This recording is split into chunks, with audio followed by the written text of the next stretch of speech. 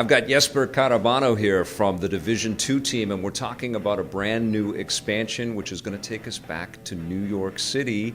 And did you guys know early in the development of the Division 2 main game that was going to be an eventuality for this franchise? We've really been living and breathing the division for quite a few years now, and being in New York always felt really good, and it was super exciting to be able to go to the nation's capital and explore a bit there. I personally actually even lived there for a while, but when we started coming back to New York, it really felt like coming home.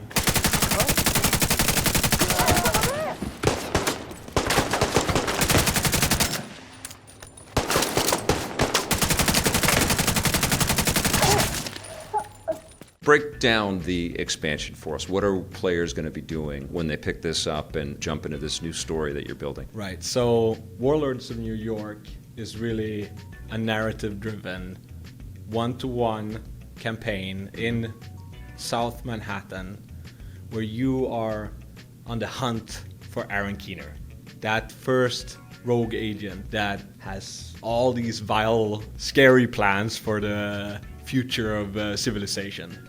And your main mission is obviously to go after him. But to be able to do that, he has a network of agents behind him. And 4 of them, his rogue agent lieutenants, are the ones you're going to be fighting in the campaign. And each of them is now a new type of epic boss battle.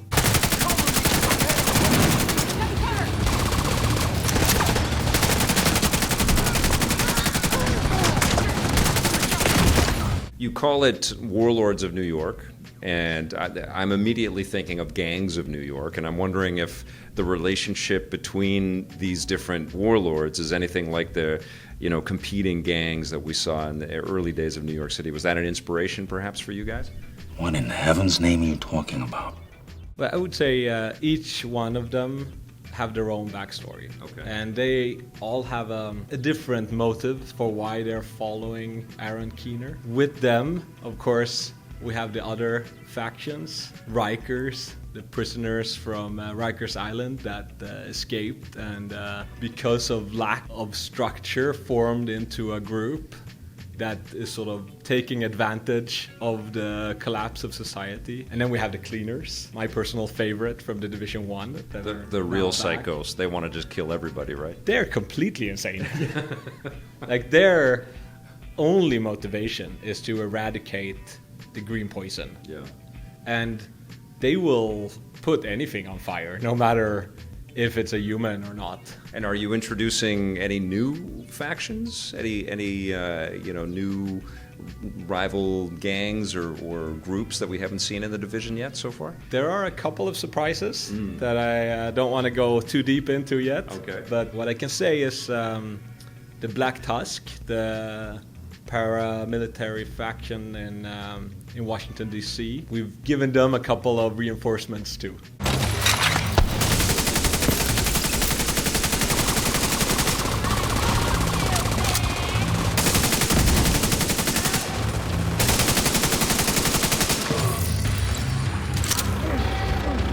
One of the things that I noticed in my hands-on today is the immediacy of the engagements and it almost like we're funneled into action, I guess, with the tighter quarters of New York City. Is that kind of one of the things that you're looking for out of the expansion, is to get people into the firefights quicker? I think what New York brings is a different type of playing field, right? It's not so open and expansive as some of the big parts in Washington, D.C., like the mall and those areas. And in New York, we can really play with the verticality more and, work on that level design in a different way. So it's nice to be able to change up the pace a little bit.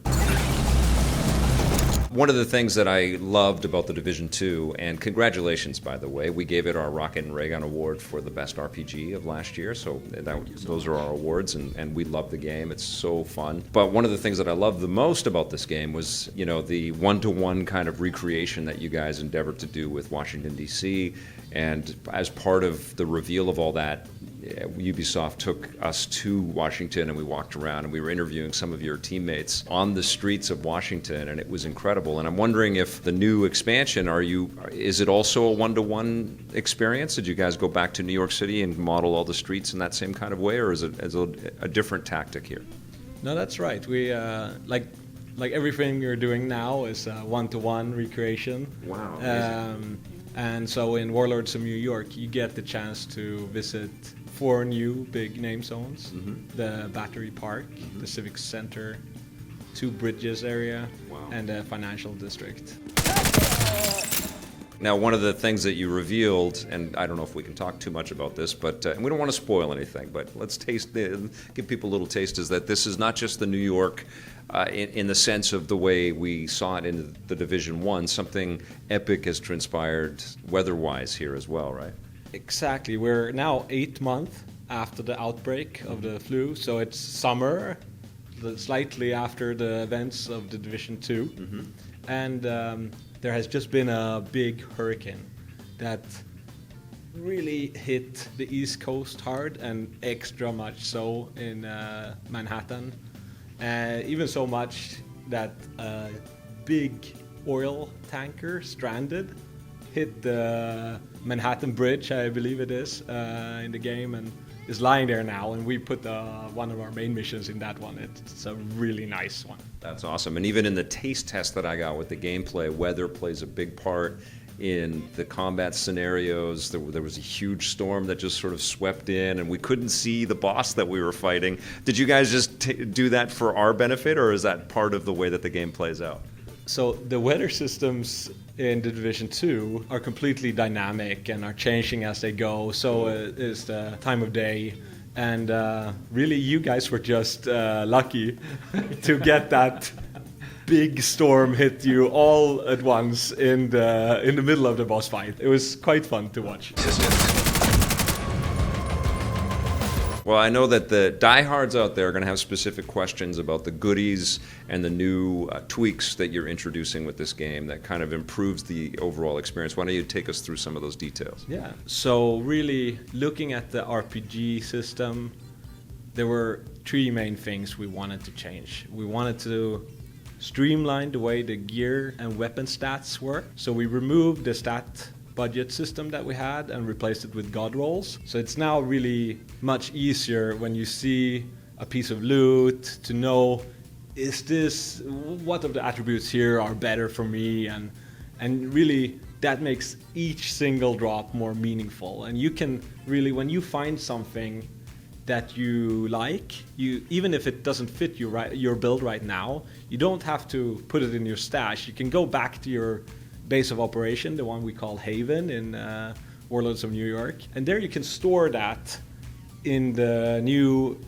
recalibration stat storing library. So those are the first 2 ones, and then the third one, for us it's really important that players have different choices and make a build, around skills if they want, and not just go DPS. Right. So that's why we completely reworked how skill power work. So now if you place a turret, for instance, in front of me, I can, as another player, immediately see the power of your turret. And you can also see how the strength of your toys grow as you keep building your character. So as the player, you can concentrate your energy into using the gadgets that are available to you in the game, and or into the weaponry and the other gear that you can outfit on yourself. Your focus shouldn't be about, is this number over here a little bit better than this number over here? It should be about, how do I want to play? Am I do I like close combat? Maybe I should grab the new specialization from episode 3, the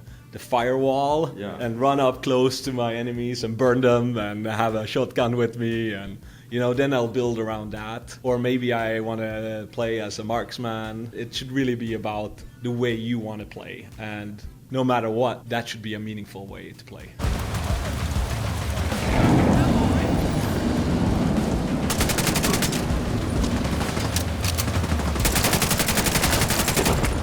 I know that there's a lot of people that haven't jumped into the Division 2 yet, and they're going to be curious about how this stacks up to the core game and whether a lot of the improvements that you put into the expansion are also going to be a part of the core game, or if they can start fresh and just play Warlords of New York. Yeah, so there are two things there. All of the changes we're doing to the RPG systems, they will be game-wide, so they will be for all players of the Division 2. Okay. No matter if you have the expansion or not. I guess beggars can't be choosers. For anyone that haven't joined the Division 2 yet, Yep. and if you're really keen on going after that target from the Division 1, Aaron Keener, and see where that takes you, you can now jump straight into the new campaign. And start the character at level 30 with some extra onboarding to sort of get you going on that journey, 30 to 40.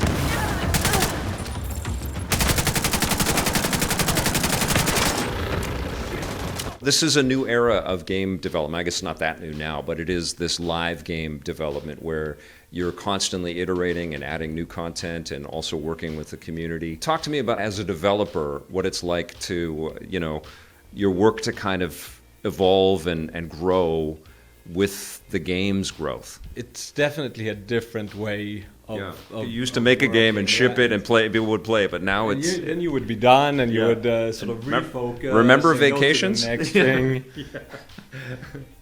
We still have vacations, but it is a different way where you're in it for the long haul, right? But it's a good way for us to be able to follow, this little seed of inspiration that we have from the beginning, and then sort of we can take that to the first finish line, which is just getting in the hands of the players, and then seeing how they like it and what they sort of where they would also want us to change, and we play our game a lot ourselves, and we sort of, okay, how do we make this better? And you get sort of another go at doing something slightly different, and you keep having that sort of back and forth with community, and it really changes how we play.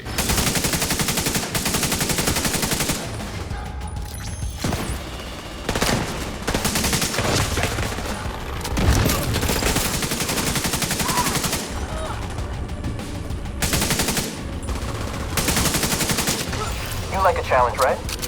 Well, I love the game. I can't wait to play this in its finished form, and I can't wait to see where you guys take us with the Division in general. It's a fantastic franchise.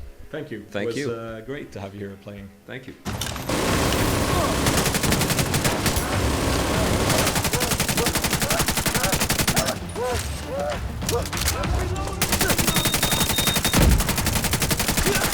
Gotcha.